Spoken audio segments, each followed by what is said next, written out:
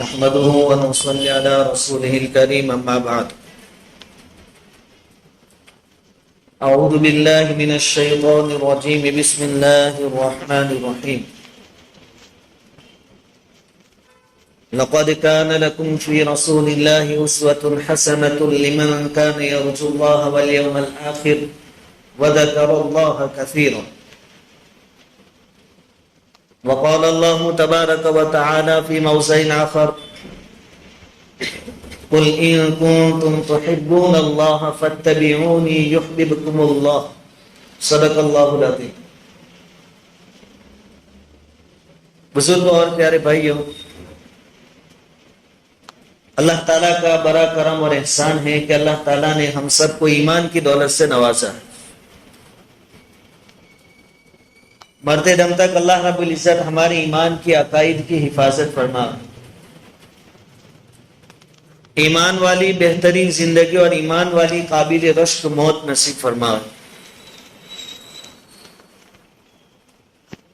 صحابہ کرام رضوان اللہ تعالی علیہم اجمعین جس میدان میں قدم رکھتے تھے اس میدان کو فتح کر لیتے تھے، یا یوں کہیے کہ کامیابی صحابہ کرام کے قدم چومتی تھی. آخر کیا وجہ تھی کہ کامیابی صحابہ کرام رضوان اللہ تعالی علیہم اجمعین کے قدم چومتی تھی؟ کیا طریقہ تھا، کیا وجہ تھی؟ سب سے بڑی وجہ نبی کریم صلی اللہ علیہ وسلم کی سنتوں کی اتباع اور پیروی. حضور صلی اللہ علیہ وسلم کے ایک ایک عمل سے محبت، حضور کی ہر ایک ادا کی نقل کرنا، یہ صحابہ کرام رضوان اللہ تعالی علیہ مجمعین کا کمال تھا. کسی موقع پر حضور صلی اللہ علیہ وسلم مسکرائے ہو تو اس موقع پر صحابہ کرام بھی مسکراتے تھے. چنانچہ حضرت ابو الدرداء رضی اللہ تعالیٰ عنہ کے بارے میں آتا ہے کہ ام درداء یعنی آپ کی بیوی رضی اللہ تعالیٰ عنہ فرماتی ہیں کہ ابو الدرداء جب بھی بات چیت کرتے، گفتگو کرتے تو دوران گفتگو مسکراتے تھے، بات چیت کرتے کرتے مسکراتے تھے. ام درداء فرماتی ہیں کہ میں نے یہ کہا کہ آپ مسکرانا چھوڑ دو، بات کرتے ہوئے مسکرانا چھوڑ دو، ورنہ لوگ آپ کو پاگل سمجھیں گے. یہ کوئی پاگل آدمی ہے جو بات چیت کے درمیان مسکراتا ہے؟ حضرت ابو الدرداء رضی اللہ تعالیٰ عنہ نے جواب دیا کہ میں نے نبی کریم صلی اللہ علیہ وسلم کو بات چیت کرتے ہوئے جب بھی دیکھا آپ مسکرا رہے تھے، تو بات چیت کے درمیان مسکرانا یہ تو حضور کی سنت ہے، اور میں حضور کی کوئی بھی سنت چھوڑ سکتا نہیں. حضرت انس بن مالک رضی اللہ تعالیٰ عنہ کے بارے میں ہم بارہا سنتے ہیں. حضرت انس بن مالک رضی اللہ تعالیٰ عنہ فرماتے ہیں کہ ایک درزی نے، ٹیلر نے نبی کریم صلی اللہ علیہ وسلم کی دعوت کی. حضرت انس فرماتے ہیں کہ میں بھی ساتھ میں تھا، چونکہ خادم تھے حضور کے. حضرت انس رضی اللہ تعالیٰ عنہ فرماتے ہیں کہ اس ٹیلر نے، اس درزی نے کھانے میں شوربہ اور روٹیاں رکھی. اس شوربے کے اندر گوشت کے ٹکڑے بھی تھے اور ساتھ میں کدو یعنی دودھی بھی ڈالی ہوئی تھی. حضرت انس فرماتے ہیں کہ میں نے حضور صلی اللہ علیہ وسلم کو جو دیکھا کہ آپ دودھی تلاش کر کر کے کھا رہے ہیں، بس اسی دن سے مجھے دودھی سے، کدو سے محبت ہو گئی اور زندگی بھر میں بھی دودھی سے محبت کرنے والا بن گیا، کھانے والا بن گیا. حالانکہ انسانوں کی فطرتیں الگ الگ ہے، پسند ناپسند کی چیزیں الگ الگ ہوتی ہے، لیکن حضور کو کدو پسند ہے تو حضرت انس کہتے ہیں پوری زندگی مجھے بھی کدو پسند آ گیا. حضرت عثمان غنی رضی اللہ تعالیٰ عنہ کے بارے میں آتا ہے کہ ایک دن مسجد کے دروازے کے پاس بیٹھ کر بکری کی دستی کا گوشت یعنی اگلا جو پیر ہوتا ہے اس کا گوشت منگوا کر آپ نے کھایا. مسجد کے دروازے کے پاس. اس کو کھانے کے بعد آپ نے وضو بھی نہیں کیا, کلی بھی نہیں کیا اور نماز پڑھی. حضرت عثمان غنی رضی اللہ تعالیٰ عنہ نماز سے فارغ ہونے کے بعد لوگوں سے فرمایا کہ میں نے ایک مرتبہ حضور کو ایسا کرتے ہوئے دیکھا تھا کہ آپ نے بھی مسجد کے دروازے کے پاس بیٹھ کر بکری کی دستی کا گوشت کھایا تھا, پیر کا گوشت کھایا تھا جو حضور کو پسند تھا, اور آپ نے بھی وضو نہیں کیا, یعنی پہلے سے وضو تھا, نیا وضو نہیں کیا, اور آپ نے نماز پڑھی تو آج میں نے اس پر عمل کیا. حضرت ابوبکر صدیق رضی اللہ تعالیٰ عنہ کا آخری وقت ہے. آپ کے انتقال سے چند گھنٹے پہلے کی بات ہے کہ صدیق اکبر رضی اللہ تعالیٰ عنہ اپنی بیٹی ماں عائشہ رضی اللہ تعالیٰ عنہ سے پوچھ رہے ہیں کہ جب حضور کا انتقال ہوا تھا تو حضور کو کتنے کپڑوں میں کفن دیا گیا, کفن کے کتنے کپڑے تھے, اور حضور کا انتقال کون سے دن میں ہوا تھا. چونکہ حضرت صدیق اکبر رضی اللہ تعالیٰ عنہ کا آخری وقت ہے, وہ پوچھ رہے ہیں کہ کفن میں کتنے کپڑے دیے گئے آپ صلی اللہ علیہ وسلم کو اور کون سے دن انتقال ہوا. محدثین لکھتے ہیں کہ آخری وقت میں پوچھنے کی وجہ یہ تھی کہ صدیق اکبر رضی اللہ تعالیٰ عنہ یہ چاہتے تھے کہ الحمدللہ میری پوری زندگی تو سنتوں کے مطابق گزری, حضور کی ایک ایک سنت پر عمل ہوا اللہ کے فضل سے, اللہ کی توفیق سے. اب میں یہ چاہتا ہوں کہ میرے مرنے کے بعد کے جو معاملات ہیں وہ بھی حضور کے معاملات کے موافق ہو, اس میں بھی فرق نہ ہو. حضرت عبداللہ بن عمر رضی اللہ تعالیٰ عنہما کے بارے میں آتا ہے کہ جب سفر میں نکلتے تو بعض جگہوں پر اتر جاتے اور کسی درخت کے نیچے ٹیک لگا کر تھوڑی دیر سو جاتے. کسی جگہ اترتے سفر کے درمیان, اور جس طرح آدمی پیشاب کرنے کے لیے بیٹھتا ہے یہ بھی بیٹھتے, حالانکہ پیشاب نہیں کرتے, اور پھر آگے چل دیتے. آپ سے پوچھا گیا کہ آپ ایسا کیوں کرتے ہیں. حضرت عبداللہ بن عمر رضی اللہ تعالیٰ عنہ نے فرمایا کہ میں نے حضور صلی اللہ علیہ وسلم کو سفر کے دوران ان جگہوں پر ایسا کرتے دیکھا تھا, اس لیے میں بھی اتباع میں ایسا کر رہا ہوں. یہ تھا صحابہ کرام کی کامیابی کا راز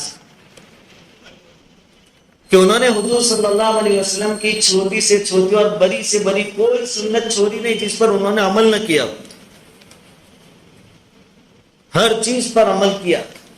تو اس کا نتیجہ یہ ہوا کہ اللہ تعالیٰ نے صحابہ کرام جس میدان میں اترے کامیابی ان کے نصیب میں لکھ دی. کامیابی نے صحابہ کرام کے قدم چومے, اتباع سنت, شریعت کی پابندی, 100% شریعت کی پابندی. اور آج بھی اللہ رب العزت کا یہی وعدہ ہے وَأَنْتُمُ الْأَعْلَوْنَ إِن كُنتُم مُؤْمِنِينَ, تم ہی سر بلند رہو گے, دنیا کی لگام اور حکومت تمہارے ہی قبضے میں رہے گی ان کنتم مومنین, اگر تم صحیح معنی میں مومن بن کر رہو گے تو. 100% شریعت پر عمل ہو تمہارا, 100% سنتوں کی اتباع اور پیروی ہو تو کامیابی تمہارے قدم چومے گی. اور قیامت تک کے لیے اللہ رب العزت کا یہی رولز, یہی قاعدہ ہے. اس کے مقابلے میں ہمارا حال محرم کا بابرکت مہینہ چل رہا ہے.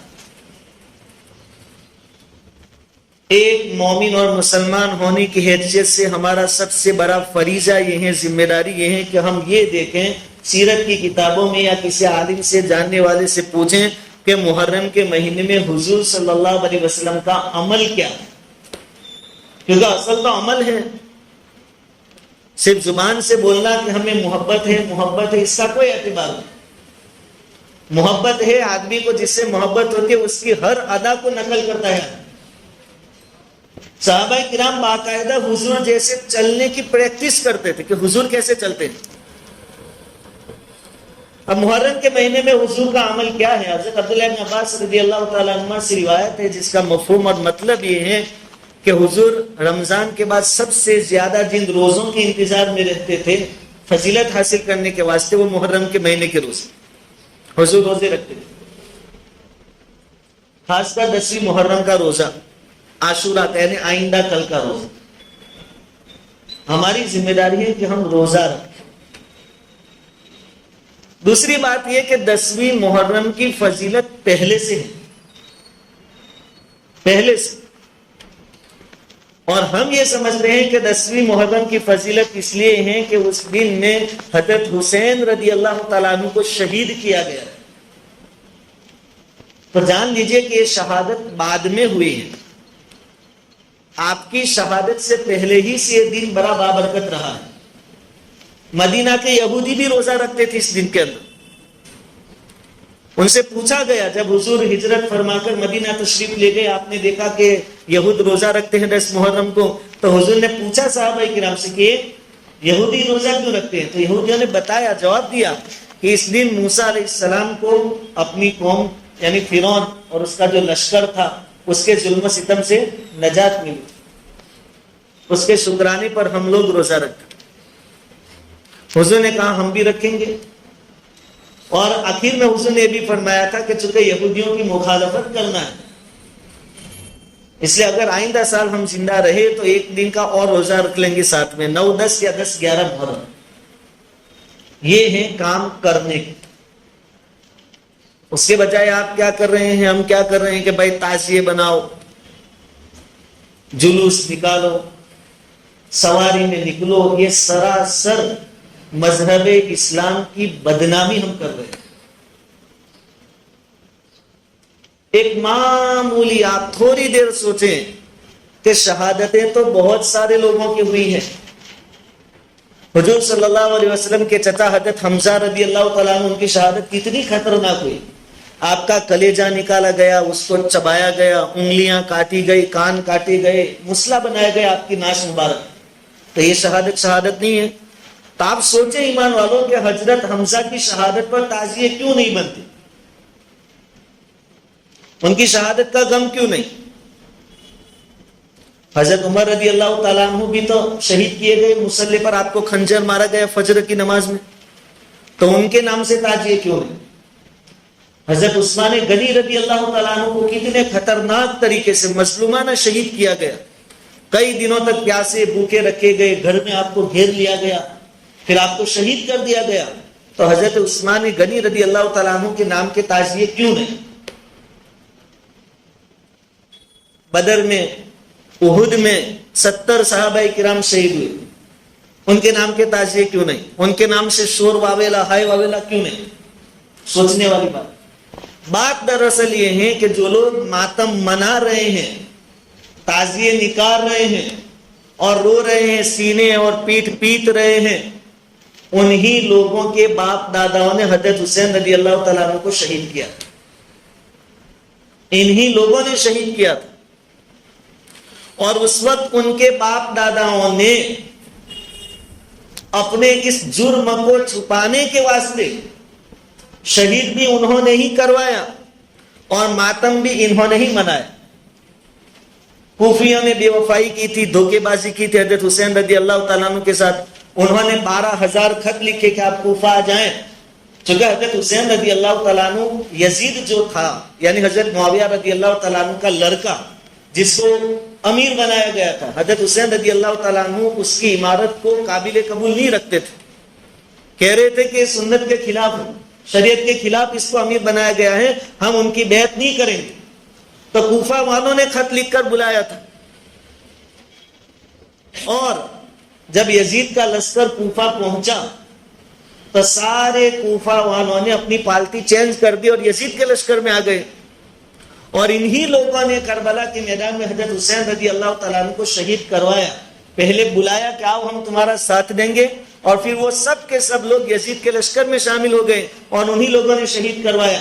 اس کے بعد کتابوں میں لکھا ہے کہ حضرت حسین رضی اللہ تعالیٰ عنہ کے خاندان کے کچھ لوگ جو بچ گئے چھوٹے ہونے کی وجہ سے یا بیمار ہونے کی وجہ سے یا عورت ہونے کی وجہ سے، ان کو کوفہ لے جایا گیا. حضرت حسین کو شہید کر دینے کے بعد کوفہ گئے تو پورے کوفہ والے رو رہے تھے. کس پر رو رہے تھے؟ حضرت حسین کی شہادت پر رو رہے تھے. اس وقت ان لوگوں نے یعنی حضرت حسین رضی اللہ تعالیٰ عنہ کے خاندان والوں نے ان کوفہ والوں سے کہا تھا کتابوں میں موجود ہے، اور صرف اپنی کتابوں میں نہیں، شیعہ لوگوں کی کتابوں میں بھی موجود ہے، جو سب سے زیادہ غم مناتے ہیں حضرت حسین کی شہادت کا، یہ دونگ کر رہے ہیں۔ ان کی کتابوں میں بھی لکھا ہے کہ ان کے خاندان والوں نے کہا تھا کہ وہ کوفہ والوں تم کس کو الو بنانے کی کوشش کر رہے، تم ہی نے تو ہم کو دھوکہ دیا، اور تم ہی نے تو ہم کو شہید کیا، تم ہی نے تو ہمارا یہ حال کیا، اور اب ہمارے سامنے رو رہے ہیں۔ یہ الفاظ آج بھی کتابوں میں موجود۔ علماء نے ایک بہت اچھی چیز لکھی ہے، تو اس وقت وہ جو روئے دھوئے تھے وہ اپنا جرم چھپانے کے لیے روئے دھوئے تھے، لیکن ان کے بعد والی نسل یہ سمجھی کہ رونا دھونا یہی ہماری شریعت اور ہمارا مذہب ہے۔ اب وہ ہر سال رو رہے ہیں، اپنا گلا پھاڑ رہے ہیں، سینہ پیٹ رہے ہیں، زخمی کر رہے ہیں، لہو لہان ہو رہے ہیں۔ علماء کہتے ہیں کہ اللہ کی طرف سے ان کو سزا ہے قیامت تک کے لیے، کہ وہ اپنے آپ کو لہو لہان کر رہے ہیں، نقصان پہنچا رہے ہیں، شریعت کا ایک حصہ سمجھ کر۔ چلو انہوں نے تو کچھ پلاننگ کی اور اپنا جرم چھپانے کے لیے سب کچھ کیا، ہم کیوں کر رہے ہیں؟ خاص کر 5 وقت کی نمازی لوگ، اہل سنت والجماعت خود کو کہنے والے لوگ، دعوت و تبلیغ میں جڑنے والے لوگ، ہم میں سے کسی کو پوچھے تو جواب یہ ہوگا کہ ہم مانتے نہیں ہیں بالکل تاجیوں، ہم بھی جانتے ہیں غلط، پھر کیوں جاتے ہیں؟ مزہ لینے جاتے ہیں۔ یہ تو اور بڑا جرم ہو گیا، ایک چیز جو شریعت کی نہیں ہے اس کو شریعت سمجھ کر کیا جا رہا ہے، اس میں آپ مزہ لینے شریک ہو رہے ہیں۔